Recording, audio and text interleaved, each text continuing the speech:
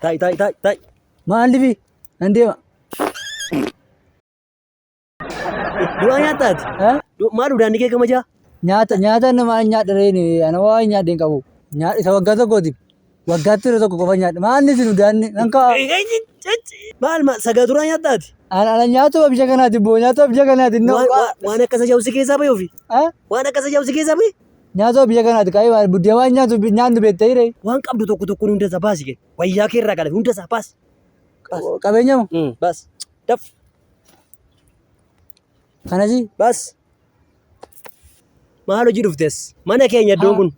Iddoo bultii keenya iddoon kun iddoo oolmaa keenya. Madda galii keenya iddoon kun. Madda galii keenya. Mana namaa dhufee moo? Maal sitti fakkaata kun? Waan qabdu tokko baasi fiti. Qabeenya birrii moo? Sitta yaasis. Daf. Birrii maaloo birrii qabuun bilbila malee. Fidi sas. Fidi. Maan? Nallaa qadde. Maaloo? Udaanga. Kan eenyu? Ankee. Nata gaara sita gaara. Ankooti. Kan kee ani kasa jaamu nagaan. Nallaa qadde. Akka gootu asitti ribadhu fuula diribadhu. Fuula diribadhu ni daala coofteetta. Ati sitti sina jaa? Maal kun ajooftu amma achittan si eega fidi kottu. Aqeen achitti si eega xaragadhuuti waan qabdu baasii fida achitti. Daf.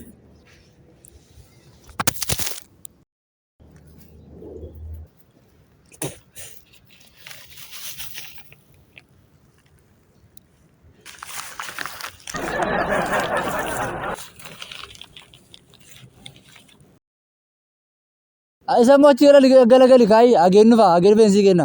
Achi galagalii bas galagalii dhiisii si eegaan jira dafii xumuri kottu si eegaan jira. Achi galagali. Kana jedhu maaloo isin maaliif nama saamtu as keessa teessanii? Maal goona ree madda galiiti maal nyaannee jiraanna ree wanti nyaatan hin jiru hojii uumachuu keenya. Lafa nyaanna moo muka nyaanna ree? Kan baay'ee dhibban immoo jechuudha mana kiraa lafan galuuti hin guute naan jedhanii sobanii hin guute naan nas dhufee laasi galee nadidan gaafa galu birishaan shaanchira kaayee naan jedhan keessa ba'anii. Achi teessee quufna garanaa wajjiniin haasa'anii tuudaa irra teessee kottu. Paarlaamaa seetee iddoo sana. Si wajjin haasoo dheeni gaana waa si gaachuu dheeni hojii kee ageen dhufaa turam. Daddafi moo waayifaa jira kana jira teessee hafuura keessa galtu.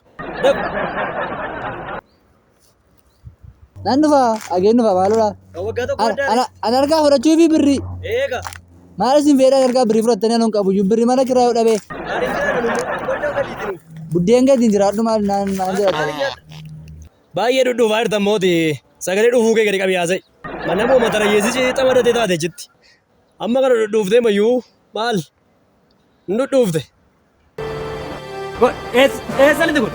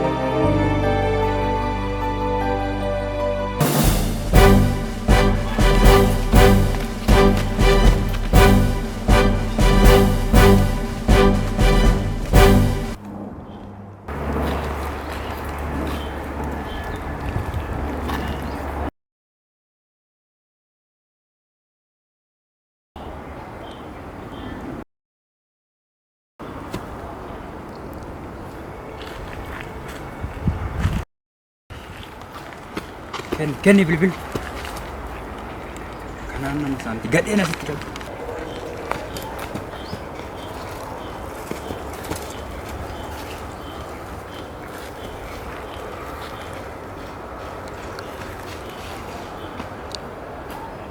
Maal isan fudhachuu dhuferra ajaansa funyaan irraa kute. Ati sitti sina jaa?